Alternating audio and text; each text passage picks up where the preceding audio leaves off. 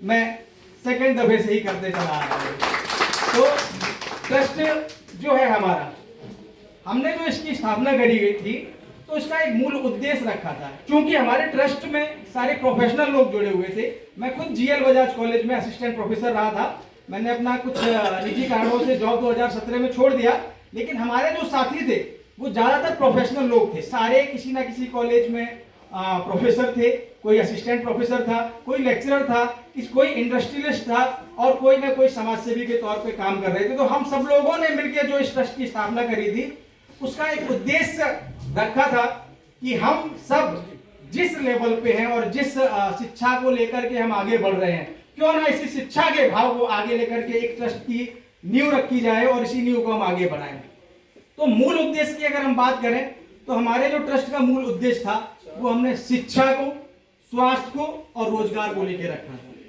हमने 3 पहलुओं पे ही हमेशा काम किया है। हमने शिक्षा पे काम किया है, हमने स्वास्थ्य पे काम किया है और हमने रोजगार पे काम किया है। अगर हम अपने ट्रस्ट का आकलन करें आज की डेट में, तो आज की डेट में हमारा जो ट्रस्ट है इसके लगभग एक्टिव राज्यों की अगर मैं बात करूं तो कम से कम 7 एक्टिव राज्यों में हमारा ट्रस्ट बहुत अच्छे से कार्य कर रहा है, जिसके लिए हमारे ट्रस्ट से जुड़े हुए सारे लोग बहुत ही बधाई के पात्र हैं। और अगर इनडायरेक्टली मैं बात करूं तो हमारे ट्रस्ट की जो पहुंच है वो कम से कम 12 स्टेटों में पहुंच चुकी है, लेकिन एक्टिवली हम अभी 7 स्टेट में अच्छे से कार्य कर रहे हैं, जिसमें मुख्यतः उत्तर प्रदेश में कम से कम 35 जिलों में हमारे ट्रस्ट का जिला कार्यकारिणी बनी हुई है, फ्रंटल संगठन भी बने हुए हैं, युवा कार्यकारिणी भी बनी हुई है, और जो कि अपने अपने जिलों में बहुत ही महत्वपूर्ण तरीके से शिक्षा को लेकर के अपना कार्य कर रहे हैं। अभी जैसे कि हमने शिक्षा की बात करी तो शिक्षा में हम लोग क्या करते हैं, जो अभी हमारे ट्रस्ट का प्रारूप रहा है, जिस ट्रस्ट के अंतर्गत हम लोग काम कर रहे हैं और जो हमने कार्य किए हैं, तो थोड़ा सा संक्षेप में मैं रखना चाहूंगा, मैं ज्यादा समय नहीं लूंगा, संक्षेप में थोड़ा सा रखना चाहूंगा कि जो हमारे रूरल स्कूल बने हुए हैं, जैसे कि हमने सिकुआबाद क्षेत्र हो गया, मैनपुरी क्षेत्र हो गया, इटावा क्षेत्र हो गया, औरैया क्षेत्र हो गया, हम प्रयागराज तक गए हुए हैं। और इन क्षेत्रों में जो रूरल स्कूल थे, जो प्राइमरी स्कूल थे,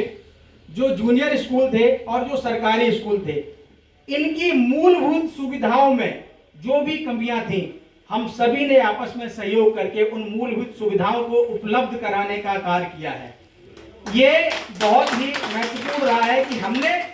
5 साल पहले जिस विद्यालय में कुछ मूलभूत सुविधाएं उत्पन्न कराई थी, मूलभूत सुविधाएं उपलब्ध करा दी थी, उनका रिजल्ट आज हमें इस तरह से मिलता है कि वो बच्चे हम लोगों को अभी भी याद करते हैं कि सर आपके द्वारा जो पाठ्य सामग्री दी गई थी, आपके द्वारा जो पुस्तकें हमें दी गई थी, आपके द्वारा जो हमारे बोर्ड, साइन बोर्ड, बैनर और जो भी चीजें हम लोग उपलब्ध करा सकते थे वो उनको प्रोवाइड करी गई थी, तो उनसे उनकी शिक्षा में बहुत बड़ा योगदान उनको मिला हुआ है। यही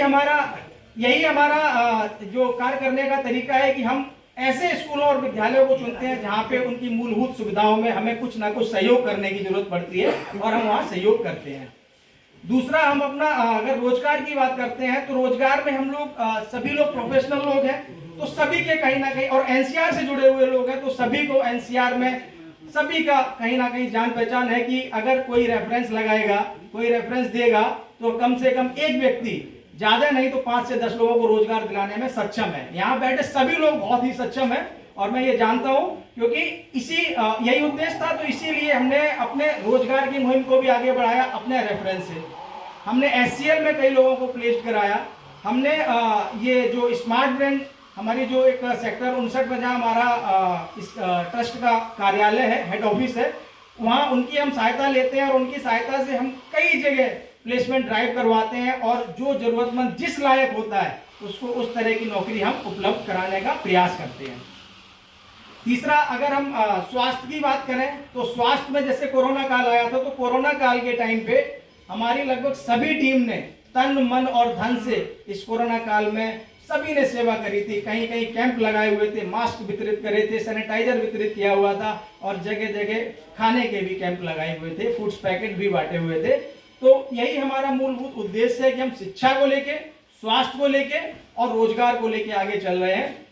तो मैं ज्यादा नहीं अपनी बात यही थोड़ी खत्म करना चाहूंगा, लेकिन एक चीज मैं और इसमें जोड़ना चाहता हूं कि जो ग्राउंड लेवल पे हमारे लोग काम करते हैं उनको मोटिवेट करने का काम आप लोगों को करना है। हमारे जो ग्राउंड लेवल पे जो टीम काम कर रही है, डिस्ट्रिक्ट लेवल पे जो जिला कार्यकारिणी काम कर रही है, चूंकि उसमें सारे युवा हैं, एनसीआर से ज्यादा उनका लेना देना नहीं रहा है, तो उनको आपको मदद करनी है, उनका आपको मोटिवेट करना है, ताकि वो जो ये कार्य कर रहे हैं उसको और अच्छे तरीके से कर सकें और अच्छे लेवल पे ले जा सकें और अच्छे तरीके से करें। मैं यही उम्मीद करूंगा। और बाकी ये मैगजीन का कार्यक्रम है, अपना मैगजीन का विमोचन हम करना चाह रहे हैं। तो इस मैगजीन में जिसने भी